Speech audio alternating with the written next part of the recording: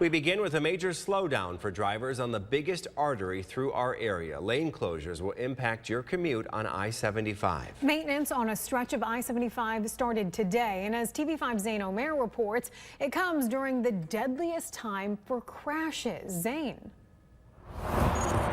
Starting today, there will be lane closures first in the southbound lanes, then in the northbound lanes on I-75 between Court Street and Stanley Road due to a maintenance project. MDOT is urging drivers to be alert, especially when driving through these work zones. Last year, the highest number of work zone crashes happened in areas where there were lane closures. Work zones are temporary.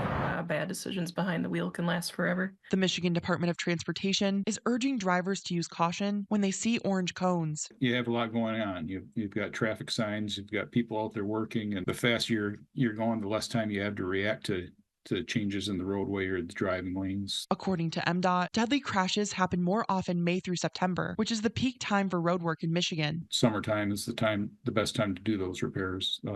There are obviously things that we can't do in the wintertime. We'll use hot mix asphalt to make the repairs out there, and that's something that we can't put down in the wintertime. Plus, doing in the wintertime also adds other adverse safety conditions out there of ice and snow. MDOT data shows last year there were 7,273 work zone crashes in Michigan, resulting in 20 deaths and more than 1,800 injuries. The leading causes of the crashes were speeding and distracted driving. You need at least 2.5 seconds to react to something in the work zone, and if you're looking down at your phone for 5 seconds, you're already missed what you should have seen. So how can work zone crashes be prevented? I spoke with Brian Ullman, who is the Davison TSC manager for MDOT. He tells me drivers should pay attention to signage early on so you can prepare for reduced speed limits and lane closures. Slow down so you have more time to react to workers in the road and shifting traffic, and have patience. So if you see workers out there in a work zone, please slow down and give them some space to work.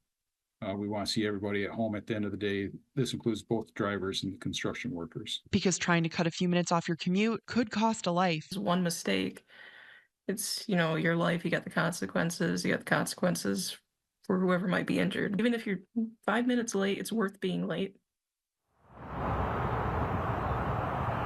This project on I-75 is expected to wrap up July 3rd.